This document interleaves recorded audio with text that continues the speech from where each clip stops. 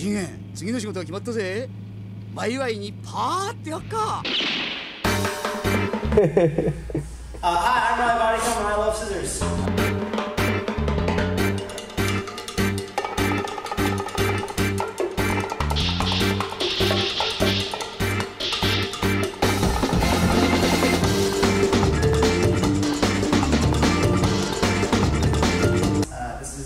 Who's going to help me demonstrate these. We're going to start off with doing a training exercise to learn the positioning for the scissor and learn what your hands need to be doing. So he's going to pull my leg up across his body. From here, he's just going to stay standing as my training partner. He's not going to fall over. It's for me to practice where my hands go. One hand's going to go on his neck. The other hand's going to go on the mat in line with our feet. So you've got his 2 feet in a row and my foot. My other hand is going to go in line with those.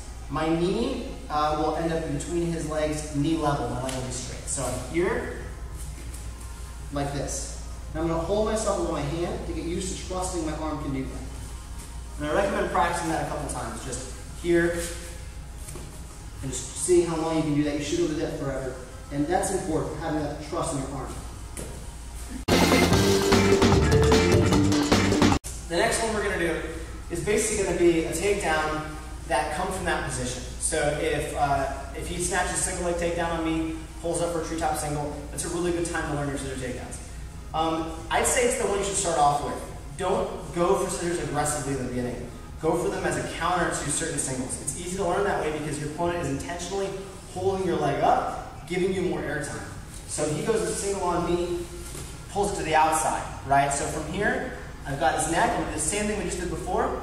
Post my hand on the ground and line with his feet. Now the only difference is if I want to knock him over, my bottom leg is not going to be straight. It's going to be bent, and it's going to punch through the middle. My knee's going to punch through the middle and knee level. My hand's going to hold that weight up, and it's going to push until these ribs, the ribs closest to the arm around his neck, hit the mat. I'm not going to collapse to these ribs. So I'll do that real quick. Now in slow motion, you'll notice that when I jumped and put my hand down, this knee had to leave the mat, this foot had to leave the mat about the same time, and I really push with this hand. It stretches me out until I hit here. This hand is pulling back on his neck and rolling to his back.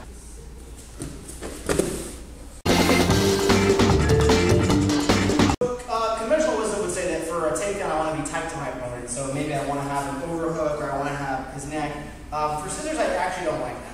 I want to have the distance pretty much be the length of my arm because I want it to end up here on him and my head right about here. If I'm up here, I don't like my scissors as much. It's possible to do them. I haven't done them before, but I think they're more consistent with the hand on the neck and the hand on the mat. Another important reason to post your hand on the mat is you can use it to track an opponent who started to escape the scissors. So what I mean by that is as the scissors coming in, they usually recognize and bring that leg back. If I collapse to my hip and my forearm or whatever, I'm just going to fall right in front of them. So I'll demonstrate doing it wrong. If I'm here like this and I jump and then he brings his leg back to stop me, if I don't post to my hand here, I'll hit like this. And I'm sure you guys have seen that happen on scissors. Now, if I post my hand on the mat, I'll be able to track him and push my hand and move my hips another foot or two back. So if I'm here, and as I go in, then he takes his foot away from me, I'll be able to track him by pushing that hand. That's really important, and it won't work if you don't plant your hand. Okay, so now I'm going to do a scissor takedown aggressively, not often picking my leg up. So what I'm looking for is him to stand mirrored to me. If he stands with the leg forward, it's going to be a hard scissor. I come all the way over here. So whenever he turns this way, that's what I'm looking for, right? I'm going to grab his neck just like before. Now, unlike before, I can't put my leg up and hop around and post because he'll recognize what's going on and he'll move. Once my feet leave the ground, the next thing that hits the ground is going to be my hand. But it's going to hit just like we talked about before. It's going to hit in line with his feet out there. I have to trust my arm strength. I have to hold myself up. I don't want to pull him on top of me. I want to hold him on tight because I'm going to pull him backwards. So I'm going to jump, land in my hand, knee punch to the middle, and knock him over that way. Do that again.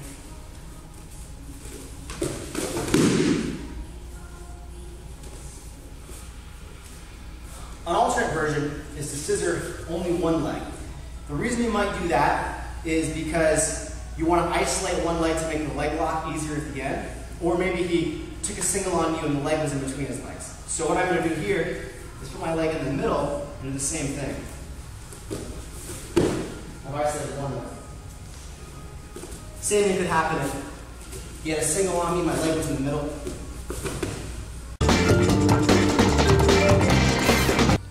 When we hit the ground in a scissor, a lot of times we'll end up with this leg across his body, my knee punched through, and his leg in between my legs. This gets me in a really good spot for an inverted heel hook. There's a couple of things I have to pay attention to. The first thing I want to watch out for is the inverted heel hook he could possibly do on that outside leg. Now, normally I'm not concerned with my outside leg being attacked. If we were like this, he starts to attack this leg, it's pretty easy for me to adjust it. However, from here, the floor is acting like a third leg for him, and it's pinching my leg in between his leg and the floor. So now my leg's actually stuck.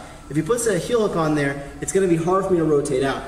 Pinching of this foot down will make it hard for me to move. So he could actually submit me. So I want to be careful about that. Either I want to try to get it in here, or I want just to hold it lower on his body and not have it all the way across there. That's the first thing. Now, I can go for a heel hook as well. That's obviously my primary attack when I do the scissor. However, people will lose it in this transition a lot. He is trying to take his knee in that direction constantly. If I go towards his leg to get a heel hook, I won't get it. He'll rotate and I'll lose it. I'll be here digging for something. And I might catch it and I might not. If he keeps rotating in that direction, I might lose it. So I don't want to leave these ribs to get that heel hook. As he's trying to take his knee away and I'm staying on these ribs, I'm going to reach back here and karate chop with my tricep on his toes. That makes his heel pop up. So as his knee's going that way, I'm going like this, forcing his heel to pop up. Now that his heel's popped up, I'm keeping my elbow pointed down and bring my thumb back to my face, and that's how I catch his heel.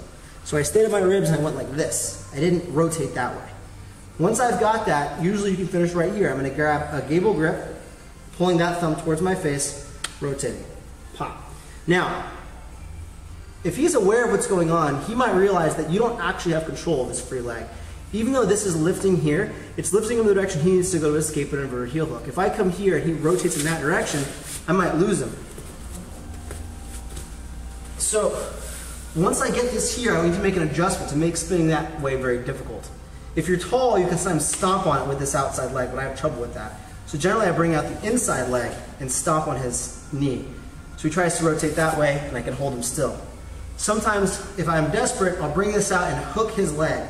This works really well, but you are also in danger of potentially him pulling an ankle lock or something on this one. So as long as you go quickly, here, it's very secure. Sometimes you throw a scissor leg takedown and you don't knock him over. You collapse on the arm, you screw it up, and you end up in this position, which is not a great position to be on the bottom of. If his leg was on this side, I'd have a really nice leg control that I can use to knock him over. That's not the case when it's on this side. It's really actually awkward to try to knock him over. His knee turns in, and it's an awkward position for me to be in. So I have to figure out a way to get him to the ground. To do that, I have to take a little bit of a risk. I'm going to take this outside leg, pressure it down, and lace it inside his legs. You notice it's sort of like a knee bar. That's not enough though. And then this one has to come out, cross over, and drop him down. Now, why is this a risk? I'm handing him an ankle lock right? Why I'm taking that risk is because I'm on an inverted heel hook. It's a much faster submission. If I curl my toes and slow this down, I'll be able to do that much faster than he can do his ankle lock. So one more time. I hit the ground, he didn't fall over. You see this a lot. I'm going to lace this in and chop him down. Heel hook, exactly. Let him start that, and you're going to win that race. From NOLA BJJ, I'm Reilly Bodycomb. This is Daniel Norman. Thanks for watching.